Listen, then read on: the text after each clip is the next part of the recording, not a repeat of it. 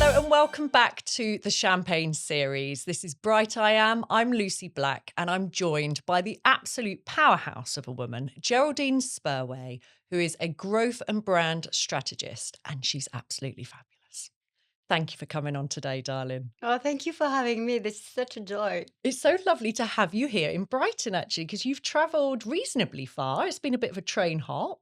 How long has it taken you to come down for this session today? So, everything combined between the tube and the train, it was Yeah. just an hour and a half, which is kind Okay. of okay. When you're in London, you're used to travel anyway. It Yeah. was, to me, it was a short ride and it was so lovely anyway. It's so nice, but it really fills my heart with joy because I've only ever met you in person once before, and we'll get to that. And it was at that Bold Woman conference, very fabulous event. And I saw you, and you walked in, okay, onto stage, and I think you introduced yourself. And two of the things that absolutely stood out for me is, first of all, you said, "I'm French," and then you dropped the F bomb. And I was like, whoa, this woman in business, this entrepreneur, this fire starter, this firecracker, it's almost like everyone went, she's different, she's bright, I want to hear some more. And as we enjoyed the morning and actually listened to different parts of your story, I can't tell you how inspired I was. So thank you for coming here today. I think maybe a really good way to start here is for you to tell us a little bit about yourself and your background, where you come from. How did you get to where you are today? So, thank you so much for that feedback because there was actually a story around the F word. I had promised myself that I will not say it on stage, but I think this F word is actually what really expressed the emotion. Yeah. And it just came naturally. And in my head, I was like, "Fuck! I said it again." And then people came to me saying, "Oh my gosh, I'm going to start swearing on stage." Yeah. I was like, "Really?" And they were like, "Oh, yeah, this is so sexy when you say it." I was like, "Okay," then I kept saying it, right? I'm going to keep Yeah. saying it. So the aparté, my story. I'm French, as you can hear. Never going to lose the accent. I've been in London 16 years, and I arrived by really total unexpected story, meaning that I was never meant to be in London. I had a very successful career in Monaco. Before that, I was working in the luxury hospitality, organizing private party for luxury establishment in Monaco. And Mm. prior to that, I was working in a small town in the southwest of France in digital marketing and tech. I was leading a digital agency. Um, and my initial background is setting up events in Cannes, in the south of France, Oh, organizing the wow. most glamorous, decadent parties for the film festival. And I was never meant to come to London. If anything, when I was in Monaco, I was so bored of Monaco. I was like, I just want to leave. And my mind was into Miami. I was like, I'm leaving. I'm going to go to Miami. But at that time, I had just broken up with my boyfriend and I was so heartbroken. I was like, I'm going to Miami. I'm going to Miami. So I had decided to leave my job. And then during one of the events, the Monaco Yacht Show in Monaco, I met a dude who was really not my kind of dude, but who pursued me, and he was from London, and then he became my husband, and that's how Ah, I arrived in London. how interesting. This came up on the last session I had with Mandy Smith, Cabin Fever author. How these men come into our lives and actually change the trajectory and the tracks and our plans. This happens quite a lot. Like absolutely, Mm. I never thought I would come to London. If anything, I came to London with one suitcase. Half of it was full of shoes. That's really all I had, and I was like, no, I'm keeping my car. I'm never going to stay in London, and it's been 16 years, Wow. Well, right? I'm really pleased. I'm pleased you came to London. Good. Thank you. So what happened once you moved to London? You moved to Fulham is where you've Yeah. been living? So I moved to Fulham. The first year was a disaster because I wasn't speaking very good English. So um, interviewing as a French person was really tough. Mm. I remember being taught by a headhunter that I need to be more expressive and show more enthusiasm when applying for jobs. And I was like, well, in France, we're very reserved. We're not supposed to show off. And they were like, well, how can we know if you like the job if you're not showing off? So I remember watching YouTube how to talk and how to speak and Mm. rehearsing, being like, I love it. Amazing. I would rehearse how to talk like an English person Mm. and being like, you should work with me because I am so good at that. So I literally had to create a character Yes. in order to land my first ever job. And so I started in the hospitality because this is what I knew, developing the market for a company setting up events in Cannes. Um, it was a terrible experience. I was being bullied. It left me really heartbroken, having to do speech training because she kept humiliating me in front of everyone, saying, "We can't understand when you speak." Wow, that's really hard. It was really hard. So one day I left, took 3 months off over the summer, and then applied again, found a job in tech, um, in public transport, opening the French market for a company who was selling a fleet telematic solution, which was absolutely not my field, but um, I was a salesperson. The owner, we just clicked. I absolutely adore her. She became my best friend, and to this day, still is my best friend. And I guess it completely changed my life in London because London can be really hard when you arrive. You don't speak very good the language. You have no friends. Mm. It is hard. There's a lot of barriers there, isn't there? There's a lot of barriers. I mean, and I've got friends. I've got a lovely friend, Ros, who's Italian, Swiss Italian, and she's spoken to me about how much harder it is for women who are here, and I suppose men as well. But this is a space for women only, and how you have to overcome extra barriers if you've not got the native language. Yeah, there's a lot of misconception about London is exciting. You're going to go out, you're going to meet people, you're going to make friends for life. But actually, if you don't know anyone and if you're not ready to put yourself out there, it is very, very difficult to build that network. And I remember the first ever friend I made, I joined a meetup, a meetup, and it was a meetup for women. And I remember coming back, the first ever meetup, I came back home and I was crying. I was like, I don't like any of the girls. I can't relate to any of that. It's awful. And then I decided to do it again.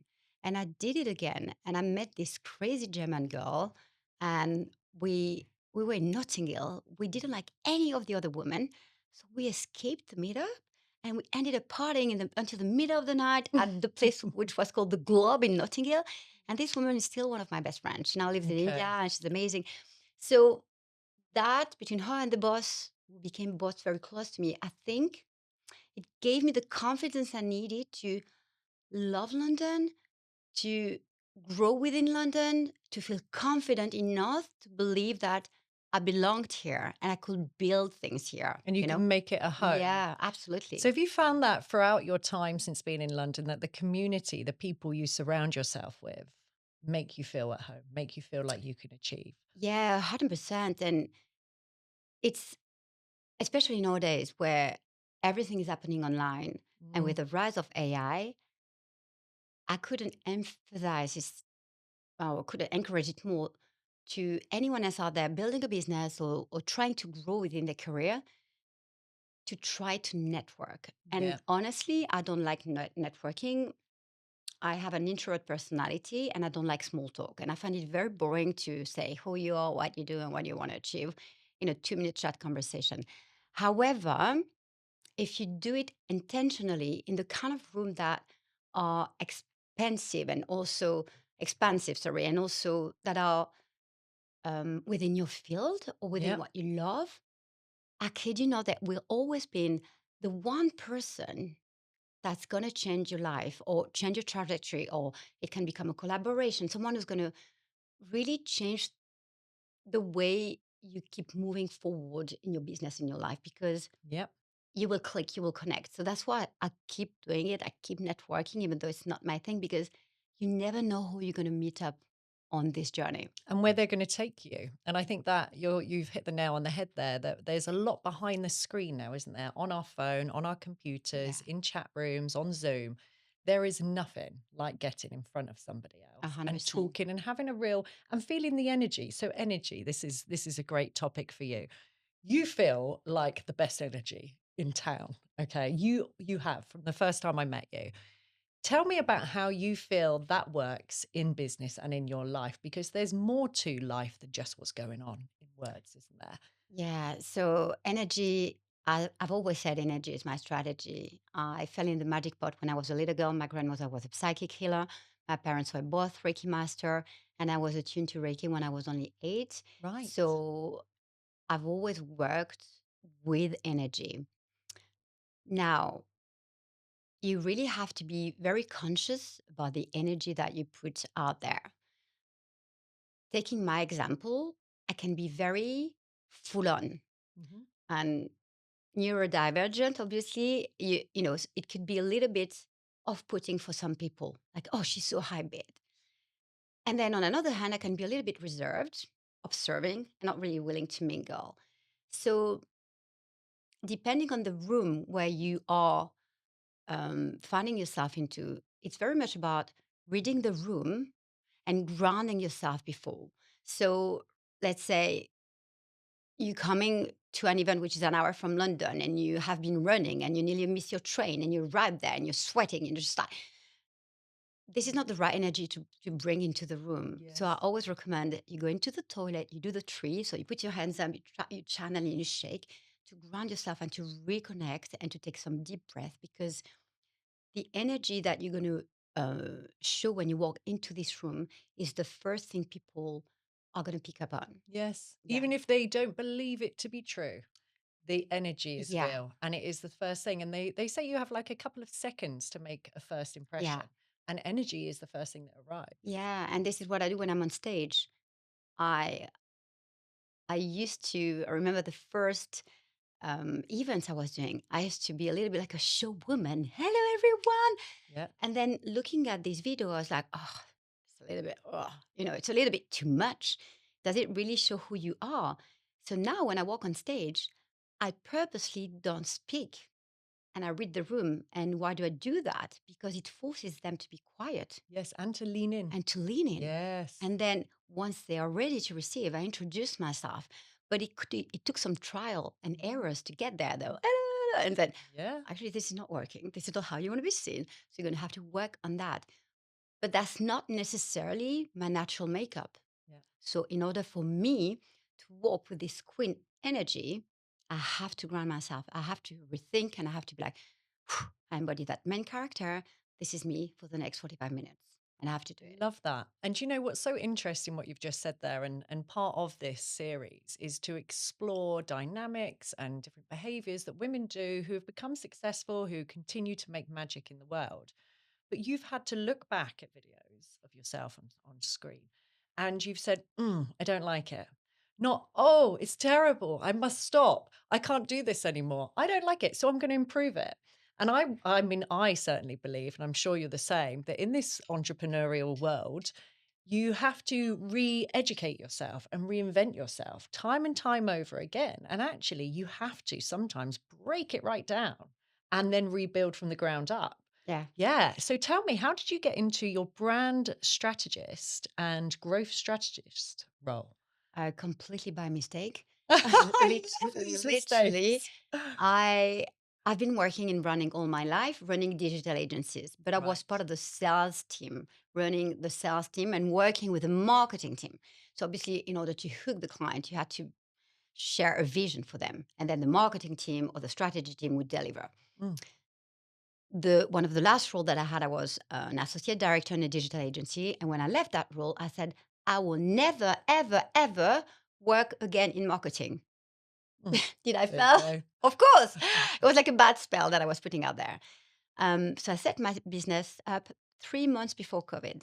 Wow. So Okay. I remember setting up my business and I wanted to do leadership development for men, exclusively for men, to teach men how to be better manager, to allow women to have a voice in the boardroom. Because being in an environment mostly men dominated, I Sure. didn't have a voice.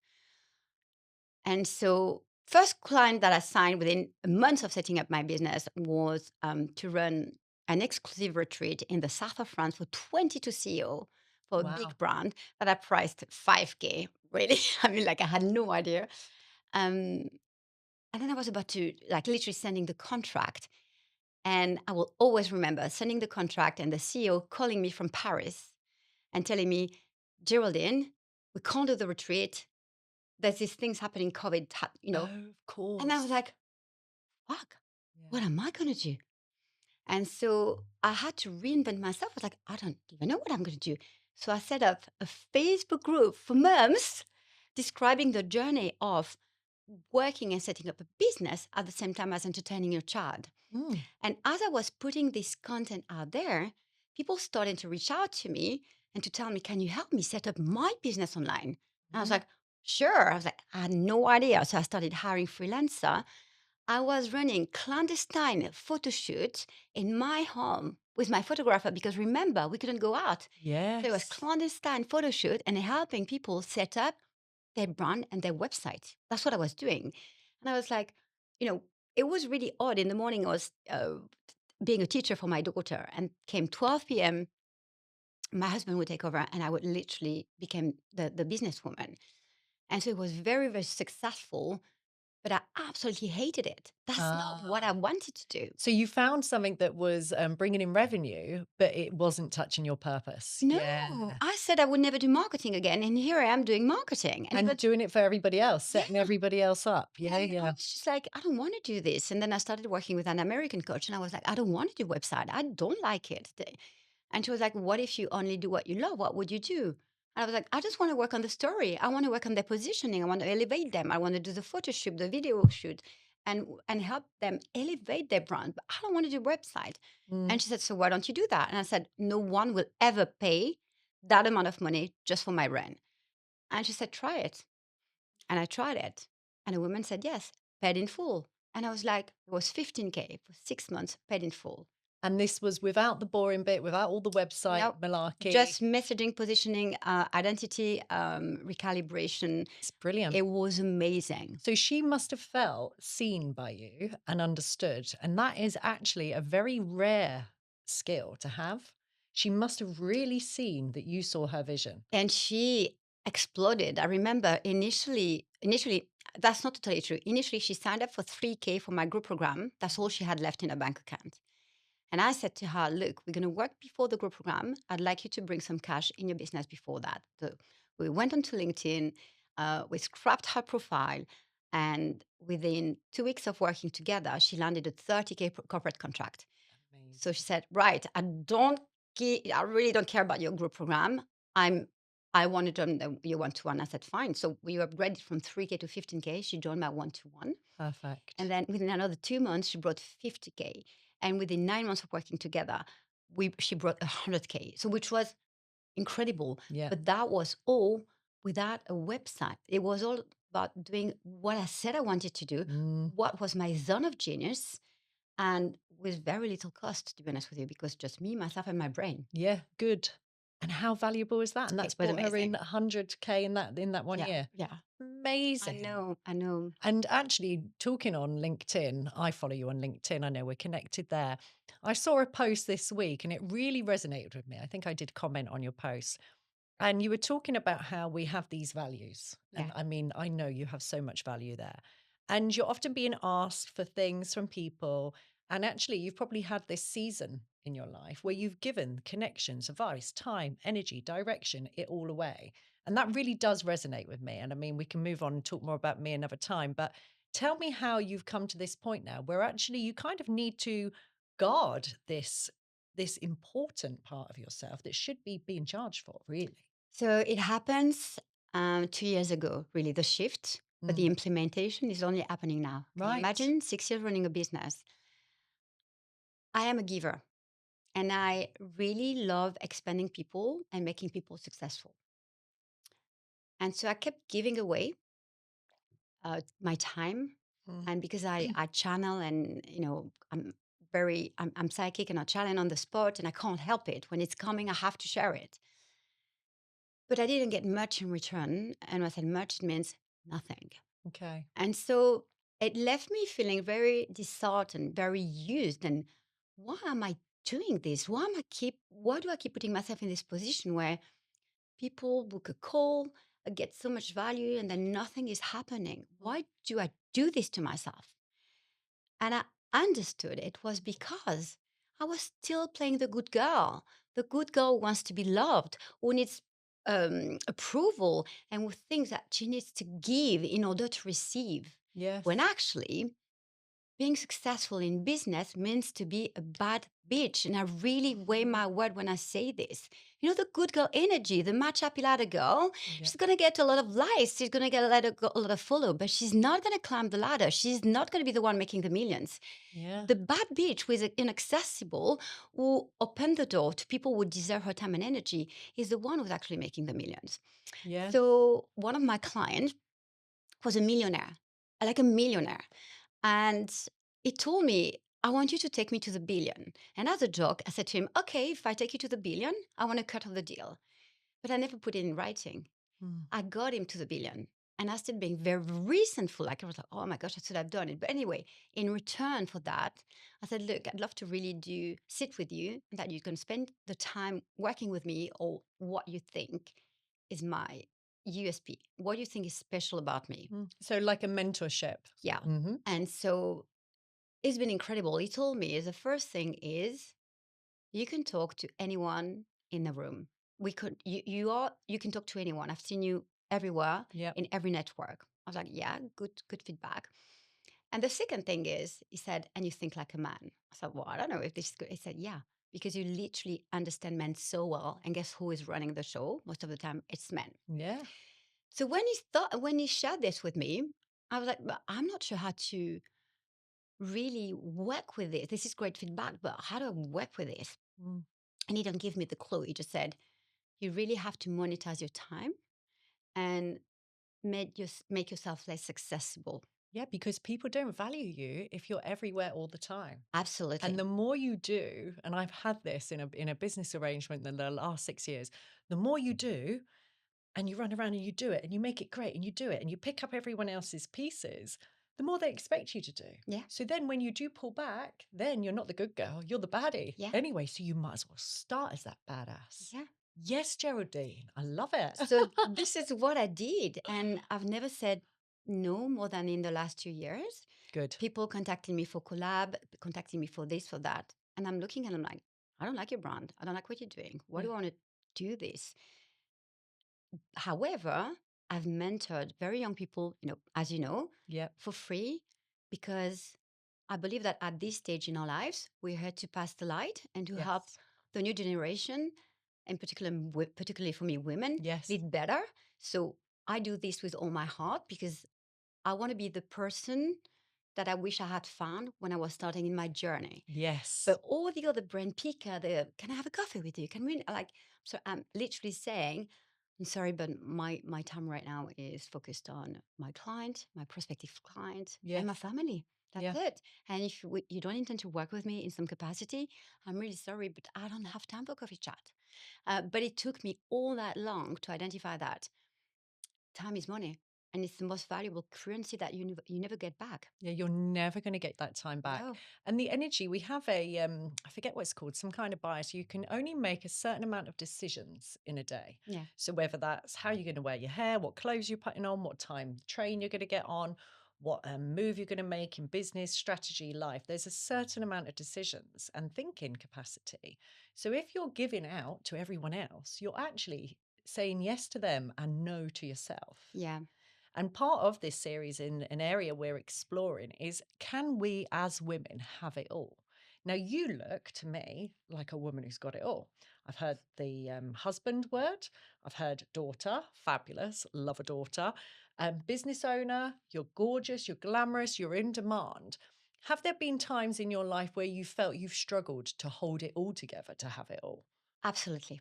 Mm. Behind the glamorous Instagram or the very glossy LinkedIn, Yes. I've had my share of failures more than you could ever imagine. Sorry. I've already experienced at soon 48 Yeah. to burnout. And I Right. didn't understand what it meant. You always think, oh, burnout is you're just a little bit depressed. No, burnout is literally when you're physically in bed and you cannot leave your bed, you cannot eat, you cannot have a shower, you can't do anything. You just have lost the little light and Yeah. you just don't want to live anymore. This is something that is breaking you apart. And yeah, marriage, relationship, to marriage, like breakdown in my Yes. personal relationship, Yeah. Okay. which sucked the life out of me. Mm. Um, and during that time, I had to keep showing up. I had to pretend everything was fine and that Mhm. I was holding it. And I remember it was actually last year. Um, I was running 3 events. I was invited to speak at 3 events, and one of them was in France in June, and it was one of the first ever time I was going to do what I do in French. I'm used to run it in English, funny enough. And I remember saying to my best friend just before being on stage, he was there, and I was like, I don't think I can do it. I think I'm going to break. I do not think I can do it. Oh, okay. And actually, when I went on the stage and I had 400 women in front of me, and it was incredible. I think I healed myself. Yeah, so It, there was actually a power in going both ways. yeah, it was Beautiful. just. I remember when I put at the end, I got half of these women on stage with me, and I turned a huge theater into a massive rave. I It was love that. just incredible, and I think there were 4 or 5 women who came and said, "You've healed trauma that I've kept hidden in me for so long." Wow. And so I was like, thank you. You've just healed me. You've Mm. just like you gave me permission to just let go. And so when I said I didn't think I could do it, I did it, but I also grew out of this. I was Mm. like, you just have to keep going Yes. and you never know how you're gonna get onto the next level. But I always say with how do you say, every thoughts create your emotions. Your Yes. emotions are going to define the next action that you're going to take. So the more you move, the more you're going to be able to take the further action. Yeah. Yeah. Yeah, and you've got to get into those rooms. So had you decided that you didn't want to get up onto that stage that day, you wouldn't have been healed. They wouldn't have felt that energy, and you wouldn't think you'll be able to get on the next Yeah. stage. And I mean, I've got a degree in psychology, but I'm no psychiatrist. But there are times when you do in life, I think, as a woman, have to push yourself that extra step. Yeah. And it's nice to hear that that worked out well, actually, because sometimes you hear people push themselves too much and they completely burn out, but in the right space. Yes. Yeah. But also going back to, a lot of failure, there have been months in my business when I wasn't making any money. Yes. And I felt like a total failure Yeah. because I've had a very successful start of my business during COVID. And people were complaining. I was like, well, actually, I'm doing so well. I didn't want to say because Mhm. I was making so much money. I was like, oh, thank God I left corporate. And then, like every time in every season in business, there's a moment where there is what I call the desert void, where the universe is going to challenge you. Nothing is working. No Mhm. clients are coming. Everything you used to do um, is falling apart. And you're just like, okay, what am I doing now? What is happening? And actually, this is usually just before a big quantum leap. So the Yes. bigger the loss, the bigger the leap.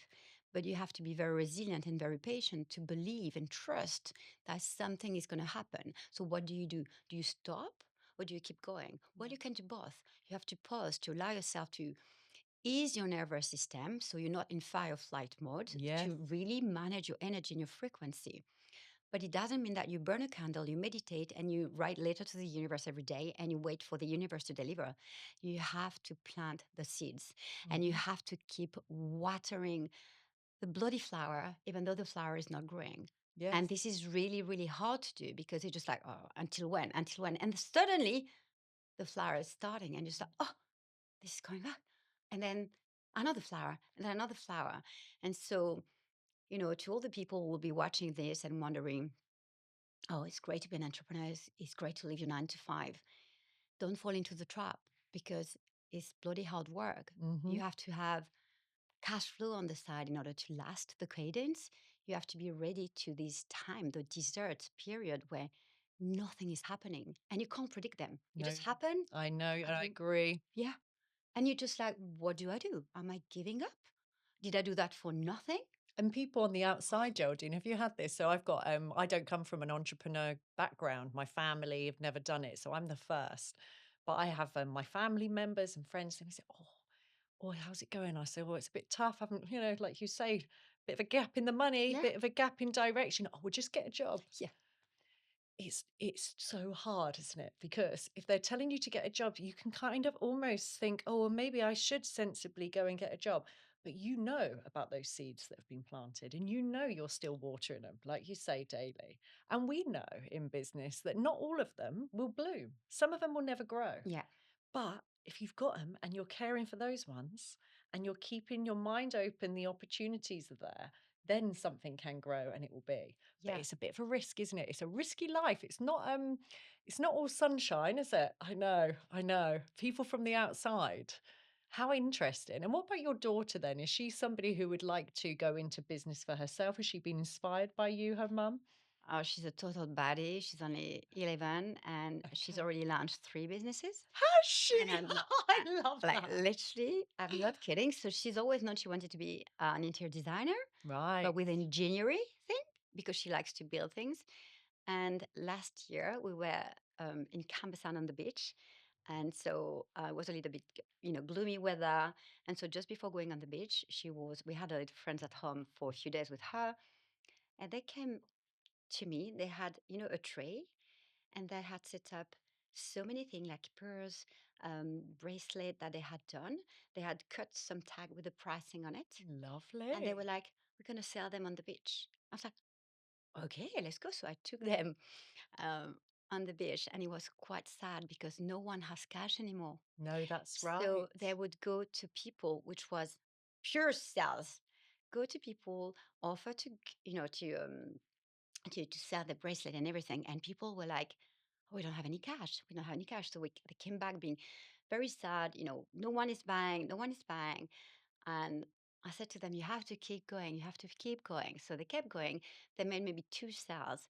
And then at the end, they were like, what are we going to do about all of that? And I said, you give away. You just give away. We're going to give away. So then there were 3 little girls. I said, just give away to the little girl. It's going to be lovely. So that was one business. The second Mhm. business was like, I can't remember what. Oh, yeah. She was doing some sort of, with paper, some fake nails that she was selling at school in exchange for sweets. Oh, Like, okay. literally, Yeah. like, bargaining sweets for her thing, like, so yeah, so I don't think she's ever gonna work for anyone because she said to me, "I'm never gonna work for someone because I wanna make my own money."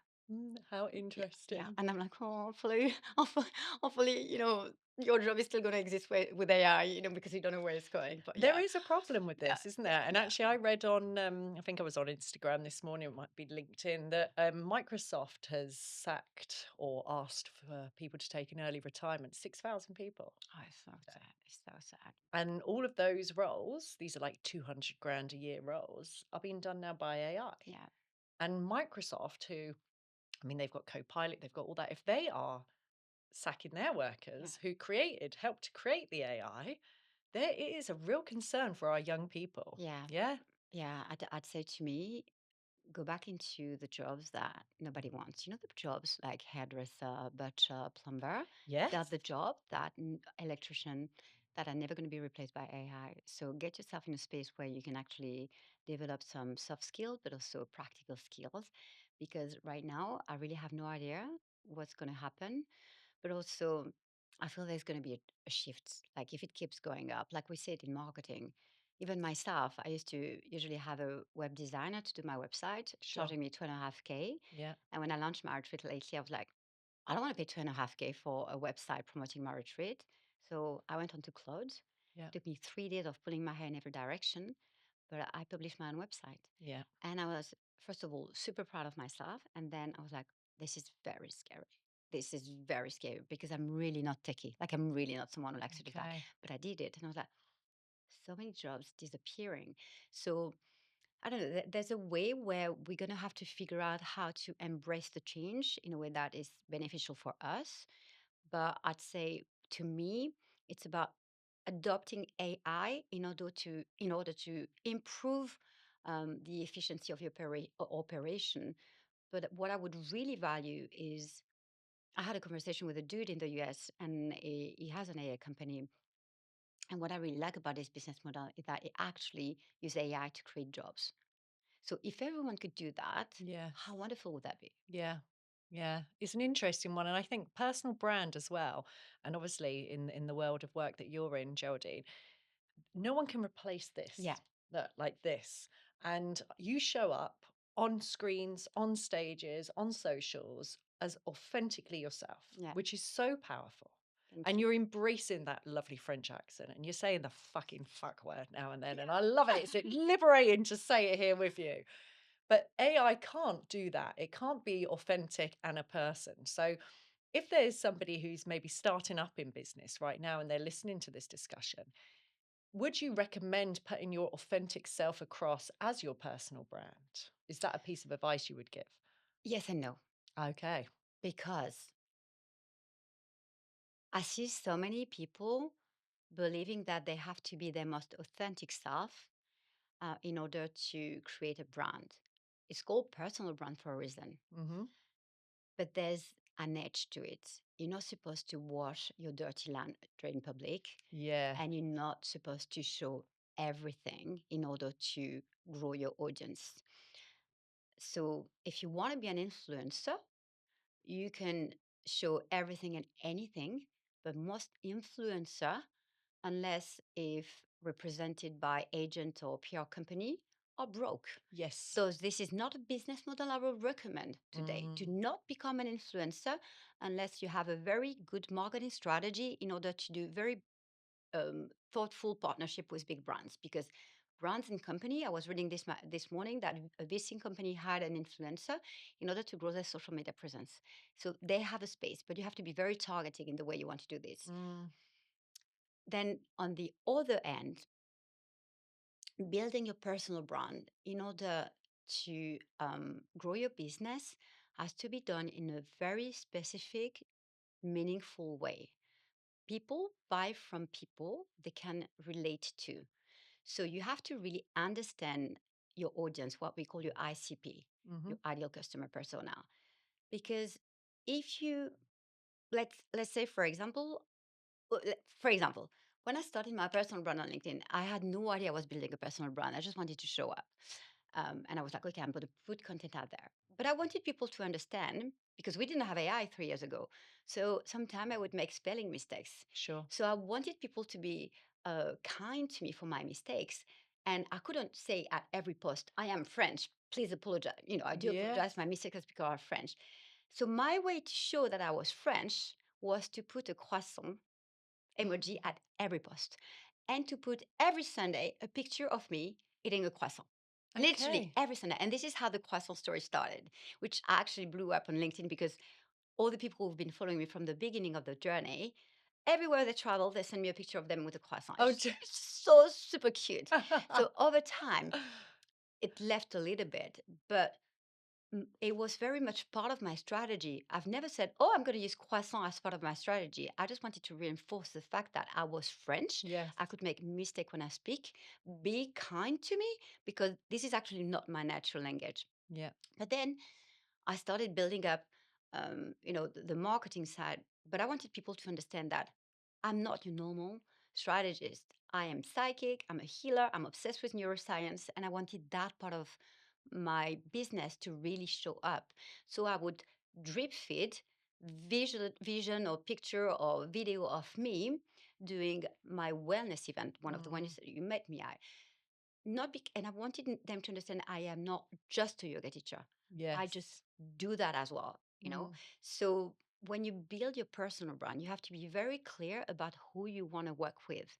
I knew there were some risks that people would associate me with just being a wellness girl, Yeah, a too yoga woo teacher, woo. a Can you be woo-woo. too woo woo? Yeah, yeah. Correct. And this is why I mix and match. I'm the Mm. one who can completely show up on LinkedIn barefoot like I did today, yoga pants. Mhm. But then you're going to see a powerful video of me running a corporate event for a tech brand Mhm. because they are two sides of the story. So building your brands mean that you have to be very conscious of who you want to work with, what you want from them. Do you want to work one to one? Do you want to do some collaboration partnership? Do you want them to invest in your business? And once you have defined that, you need to make sure that you embrace that main character energy that you know is going to match what they are looking for. So sometimes Okay. this means that you're going to have to play a little bit out of your comfort zone, Mhm. but not every entrepreneur is going to make it out there. And if you want to be one of them, you're going to have to stretch yourself up until the edge Mm. to make sure that you actually can get to where you want to be. I love that. That's such great advice. It's Thank you. fabulous. It really is. So your plans for this year then, Geraldine, looking in your next, say, 6, 12 months. I know you do your breath work classes as Yeah. well. I mean, they're fabulous. Perhaps just tell people who are listening to this broadcast what that's about and how that fits into you and your life. So I I didn't like breath work at first. I thought it was very boring, and I still believe it is very boring to breathe in and out. Maybe because I have an overactive brain, it didn't really work on me. So I couldn't really understand what was the fuss about. But 3 years ago, breathwork completely changed my life. Um, when maybe 4 years ago now, yeah, because I had COVID, and 2 weeks later, I woke up in the middle of the night. I have having a download telling me that I needed to go to the hospital and I will never see my daughter again. Wow. And what happened is that my appendix had exploded. So I went to the hospital on my own during COVID because no one could bring you there in a time where you knew where you were getting in a hospital. You never know whether you'll be out. Wow. And I couldn't see a doctor. I waited over nearly 72 hours, I think, to see someone. And at this stage, I remember messaging my mom and saying, "This is the end, I'm dying." Like I could feel myself, leaving my body. And so they put me in a room eventually on my own. And I was freezing to death because at this stage it was very, very bad. And they closed the door and it was dark, a single room. And I was like, they forgot about me. There was no doctors. It was terrible. I was like, Oh, they forgot about me. This is how I'm going to die. It's awful. And so I literally had nothing in me left than breathing. So what I did is I started to breathe in and out and to visualize myself on my favorite place in the world, which is a beach. And I was literally talking to myself, pure hypnosis. I'm on the beach. I can feel the sun on my skin, breathing in, breathing out. And then I started to pray. I said, God, if I ever make it, I promise that I will change the word with breath work. mm, If I ever make it, I will change the word. And then I can't tell you how long it took for a doctor to came in and to open the door and they were like, quick, quick, quick, emergency, like I was rushed to ER. So when I woke up, I was like, I promised I would change the world. mm. So this is how I decided to create my own method, which is resent breath work, which is a reconnection of all our senses, the way the eye, the smell, the taste, the touch, a physical touch. And so I've created a very bespoke session that I'm now running as immersive experience, which is the one you tried. Lovely. Um, and it's literally about using the power of your breath, but also the power of hypnosis to fire your neural pathway and to rewrite sorry, the outdated playlist that we've been having on a loop since we were 7 years old, Mm, to replace it by powerful new story, new belief that invite you to take intuitive action. And so I'm not running classes. I mostly do festival, sure. corporate event, immersive experience, private event for high net worth individual. And I think this is very intentional because to me, it's a very sacred space. Sure. And I really want people to be ready for that shift when they come into my world. It's very shamanic. And I think if I were to run classes, I would dilute the magic a little bit. Mm, So my strategy is really Resent breath work is really about a pure activating shift where I absolutely love what I do, but it's never going to be the full story. It's just like the lead magnet mm, or, the top of the funnel. This is the edge, what I'm known for, but that's not what the business is all about. It's so interesting. And I think people who maybe wouldn't expect to be part of a breathwork session like yours, maybe they're signed up to it, say, from their boss, and they go and they think, oh, here we go. I found it very enlightening, and I found that it did almost open something up in me, which has made me want to explore that deeper. So, actually, that is life changing work, and keying into your intuition in life as a woman, and I think in business, is absolutely key. I got reached out to end of last week with somebody who wants to work with me. and all my energies went off. All my alarms were going off. Mm. Come in and bid me a bit low on some project, and I've just said no because I'm learning more and more now in business and in life to trust that. Trust how I feel. How's something making you feel?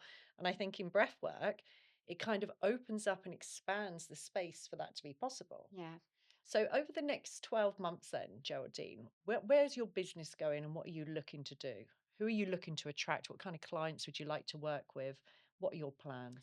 So I've officially decided that I'm going to take a step on running a pause, sorry, on running retreats. Okay, because you're very well known. Yeah. They're very popular, your retreats. Yeah. But you've said enough now with that and you're looking into other ventures. Yeah. So Okay, I've run 22, and the last one is at the end of the month in Switzerland. right.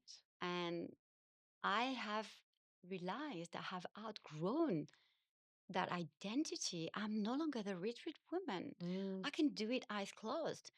And if anything, I thought maybe I'm going to run some sort of digital product or course to help those women starting and who want to run their retreat and who can't afford my one-to-one, and give them everything and they just can run with it. okay, that's interesting. Yeah, but I was just like, do I like it? Yes, but I'm already gone. I'm already on to the next level. Mm, And when I made that decision, which was last weekend, running my last retreat, I was like, oh my gosh, this is fucking amazing, because this is leaving so much space for something else. yes, So yes. the next steps for me is really going back to the first very initial mission, for when I set up the Spurway, which was changing the world in corporate and making space for more women to have a voice. Okay. And it's literally like a full circle. It's literally, having this high level conversation where we can open up the space for more women to come, for more, women going through perimenopause. No one has a clue what it does to you. And, women going back after having had a baby, these kind of things. But just not, because I think if I were just to work with corporate, I'll be very bored because the system is a little bit corrupted to me. Mm, So I feel it's about bringing all this knowledge about branding and resilience and mindset work into this unique space where people are looking to accelerate growth, just not from a branding perspective, but from a mindset and energetic perspective. Because to me, you can have the best marketing in the world, the best PR team in the world, but if you show up with an energy that is not yours, you copied your mentor or whatever, mm, it is not going to work.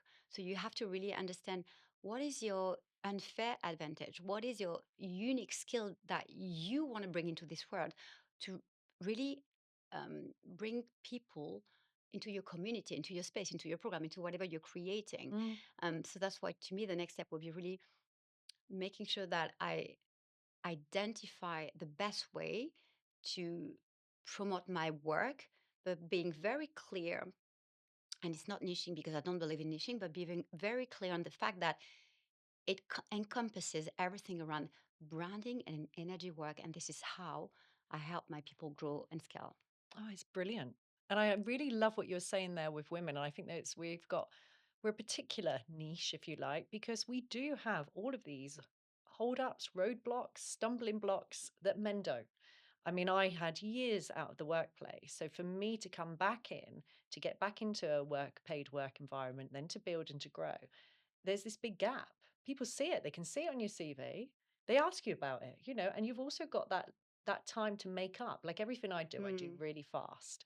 And then perimenopause. I mean, we're both in our 40s here. All of a sudden, the brain gets a bit cloudy. yeah, a Like bit. a bit. I mean, you were A saying bit.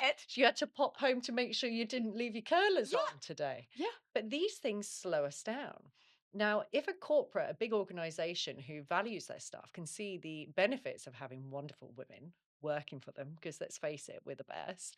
We are. We We are, totally darling, are. We aren't we? totally are. Totally are. But they need to support their workers. Yeah. And it's also through big life shifts. I've been divorced as well. And I remember trying to balance that time children, divorce, work, identity, all of these shifts. So, really making sure your women workers are supported, understood, their values are met Yeah. and looked after. Man, that is such good business. Yeah. And to be honest, I think there's a misconception right now between being a feminist and being a woman advocate. Mm, I am so not a feminist. I want a man to open the door for me, yes. to pull the chair, and to make me feel like a woman. Because when I run my business, I'm very much in my masculine energy, which is the Yeah. boss space, the badass bitch. When I'm at home, I want to be in my masculine. I want to, in my feminine, sorry, I want to be able Yes. to receive, Yeah. to lean back. And so there are so many women out there who are just really turning this kind of feminine movement around. We hate men. It's just about women empowerment. Completely disagree with that. I love having men in my events. I love putting men on stage Hmm. amongst women. There's amazing, beautiful men who are women advocates who are doing incredible things Yeah. for a lot of us. In fact, I know so many women who have amazing businesses because the partner, the husband, the investors are all men believing in their mission. Good.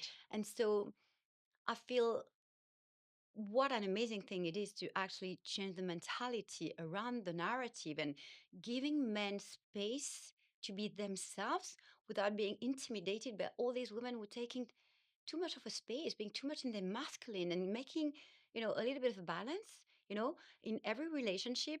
Men need to be able to be in their masculine and then in their feminine, to Yes. give and take.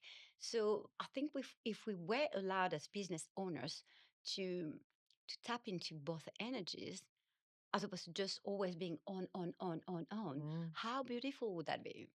Yeah, and learning enough through these kind of sessions and breath work and coaching to know and recognize in yourself that you're coming in and you're in that masculine energy, because I can be quite guilty of that. I'm like a Yeah. powerhouse. But actually, when I go into my house, okay, take it down a notch now because Yeah. it's just me and my teenagers at home, and you can rub them up the wrong way very quickly. But what I personally find, I don't know if you've got any animals, Geraldine. A dog. Oh, you do. I Love love her. my dog. I know, and I've recently got another puppy as well, but they soften me, and I find myself coming. Oh, hello, and No. that's really good. And I feel that in my heart. That softens me. That brings me back to my feminine stance, if you like. This is such a good.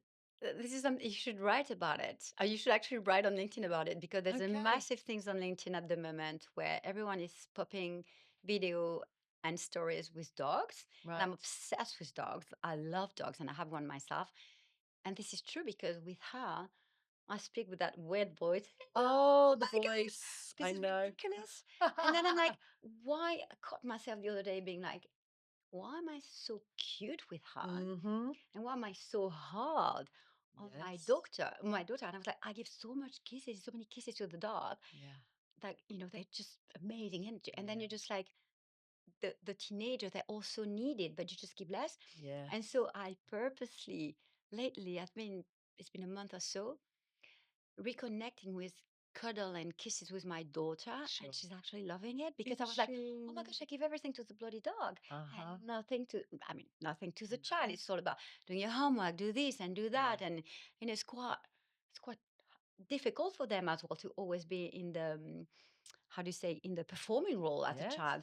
Yes. And you should write about this because really the dog, they make us being so much softer. Oh, Yeah. it's my soft side. And actually, my son said to me last night, because I always tuck the dogs in downstairs. I say night night, and they get a little treat, and then they get the little blanket on. And then the puppy's like this with her ears. She gets a little blanket on her head, and she's Oh my like god. this. And I give her a kiss. And I come up, and my son, who's a boy, she's gone all deep now. You love them dogs more than you love me. That's There what you he go. said. There you go. There we go. So There you it's go. there, Yeah, yeah. but he won't let me touch him. I have to chase him to try and get a cuddle. Really? Yeah, oh, they go all funny, the boys and the teens. Yeah, I have to trick him into it, just get him on the side. Anyway, we are running out of time. I'm terrible for this, and I've got some questions to ask you. Okay. So, part of the Champagne series is really just kind of elevating the next generation of women. And we spoke about this Yeah. earlier, these younger women, these powerhouse women who are starting up. And it's kind of like giving them a little bit of not a free pass, but a little bit of extra advice that we wish we Yeah. had had. So, is there a truth about your life, Geraldine, that most people would never guess? Is there something about you in your life that people would say, oh, I wouldn't have known that? Yeah, that I'm a psychic and I'm literally starting honoring that. That I and it's a gift. I've I haven't really consciously manifested, and I didn't really own it for a very long time. But when I sit in front of someone and I've suddenly all the things that come to me and I have to share them, Mm. but it doesn't always come like I couldn't be like a full-time psychic. People pay me to predict the future, but it's really, really helping me a lot in my business, and that's why my client explode because I see. I see exactly their route to market, their go-to-market strategy, but most essentially, I see the shadow, I see the trauma, and what we need to heal in order for them to explode. So yeah, people would have never guessed that about me. Wow, it is so incredible. And no, they wouldn't have guessed that about you. But I know through my work, we've got similar pathways in what we're doing. I mean, I'm finding my way. I know the value that you can bring by helping somebody map out their next steps. So, actually, next Thursday, I'm meeting with two powerhouse women, friends of mine, and we're working on my next strategy and my different business plans and what I'm doing. And because I'm being held accountable by them and I've got that date in the diary, everything's coming out of my head now and onto paper. But I understand the power of having somebody to work with on that. But I can't even imagine what it'd be like to have some kind of psychic ability and energy in that space as well. So there is not only the vision for somebody's future, but almost the certainty of action that needs to be taken because you can foresee that. Yeah, I mean, the best example would be the top female entrepreneur, a female creator on LinkedIn in the world. Um, 3 years ago, when she was only a baby CEO, we had a session together, and I literally told her, "You need to do. You're going to be a big speaker. You're going to be on big stages, but you need to network, and your community is what's going to make you grow." Mm. And she's really huge. She's on my testimonial on LinkedIn if people wants to see. I can't name here, but like she's very famous. Okay. And she was on stage. When was it? Friday night. And obviously, I went to see her, and people all wanted to take a picture with her. And I thought, like, I waited, and she came to me when I was talking with someone, and she actually started to tell the story to that person. She was like, "Oh, Geraldine and I worked together when I was a baby CEO, and everything she said actually happened." Yeah, Wow. yeah. And that was very powerful because I was like, no, I'm not going to be one of these. So take a picture with me. So we did the Yes. picture because she came. And so that's one of the thing. And I literally saw, I said, you're going to do big things. You're going to be so big. You can't even comprehend how big you're going to be. Mm. And she's got three businesses. She's a multimillionaire. Like she's really, really huge. So I think it's very much one thing that people don't know about me and that I've kind of sort of toned down. And now I'm like, Yes. no, fuck it. I'm fully owning it. I'm doing it. Yeah, and I wonder as well, Geraldine, just talking from a woman who's got her own life experience, now you've seen that Yeah. come true Yeah. to fruition. Yeah. Maybe you're like, actually, there's the proof, isn't there? Like Yeah. the concept. So, Yeah. you're coming to the premiere later in September of Yeah. a documentary I've created on the mountain. Now, when I put that out to the world, I'm going to make £100,000 and send all these people up Kilimanjaro for this charity. Everyone thought I was mad. And there was a few times when I thought, I'm never going to be able to pull this off. Little wavers. Hmm. Because when you say it and you see it and you action towards it, unless you've got the fruits of the labor, the actual results in your hand, say, you can't ever be sure. So I wonder now, as you've said your vision all those years ago, and you can see how successful she is, now you're maybe believing in your own abilities even more and see the value of sharing it. Yeah. It's interesting because I literally do it mostly with celebrities and very successful influencer. They come to Right. me, they have an activation, and yeah, they often say, "Oh gosh, you say things that I didn't even know." Um, it's not something that is part of my offering. Mhm. It's it's part of the when I'm working mentoring for 6 months, it's definitely in. Like it's part of Mm. the initial discovery audit and but it's not something I would purposely said, oh, let's go into a psychic session. That's never gonna Yeah. be that. It's part of the bigger journey because I believe in order to grow, you have to be ready to change and you have to be ready to hear the good things and the bad things and to be coachable. Mm. So that's why I just don't do the one off. It doesn't interest me at all. Mm. It's literally about embracing that next chapter and hearing everything and taking a line action in order to make it happen. I think it's fascinating. I think you're Oh, fascinating. thank you. Second question out of the three. Where did you abandon yourself in your life, and how did you come back? Oh my gosh. Well, if you're never going to hear that in my relationships, Yeah. in love, I've for a very long time, not gonna make me emotional actually. Oh, For a very long time, I believed that I had to be someone else to be loved. I had to be this soft woman. I had to give everything in order to receive. And I can't recall this big love that I had when I was in my 20s. You know, the first big love when you're so in love and it's reciprocated. And yeah, my love life hasn't been very successful. Like, even though I've been married a long time, and I'd say I've let myself go. And I, if I were to do it again, I think I would probably do things in a different way, because I do believe that the longevity of a relationship is about being authentic with mm, who you are and what are your expectations. And um, if you commit too much and too many times, you lose yourself mm. away. So yeah, that would be my answer. That would be the way. Oh, bless you, Yeah. darling. And then finally, because we're running out of time, if a woman is watching this broadcast and she's feeling stuck where maybe you once were, what does she need to hear? Not what sounds nice, not your general coaching advice, but what does she need to hear? So she needs to hear that everything is seasonal, and what's happening right now is not defining who she is as a woman, and it's not going to define her journey. But in order to change the narrative, she's going to have to get out of your head, and she's going to have to take action. Mm, Like, the usual advice about um, wait for the invitation, or dive into your feelings and heal. This is fucking bullshit. Like, literally, yes, allow yourself to cry, allow yourself to feel stuck for 1 week maximum, and then take action. Whatever it is, take imperfect action, because with action comes momentum. It doesn't mean that whatever you're going to start is going to be successful, but maybe by taking this U turn, something is going to pop up. No one is going to find you in your sofa to help you do something, hitting your Ben and Jerry's. You have to put yourself out there. You have to be willing to fail. And the more you're ready to fail, the better you will bounce back up. oh, I love it so much. You just speak my language. Even if you are French, you're speaking my language, Geraldine. I think I read a quote which I shared on my Insta not so long ago. Fear kills more dreams than failure Yeah. ever does. It's such great advice. Honestly, it's iconic. I can see that as a clip already, honestly. Thank you. So I'm going to do a little sign off now. Thank you so much for coming Thank on you for having today. me. It was amazing. Thank Oh, you. I feel like we could do like a whole day's episode. Like I Yeah. could talk to you Yeah. forever. So thank you so much for listening. This has been the wonderful, wonderful podcast guest today, Geraldine Spurway, and we have been sipping the wonderful Everflight Vineyard champagne or classic Curve. Thank you for listening, and we'll look forward to seeing you next time. Cheers. Cheers.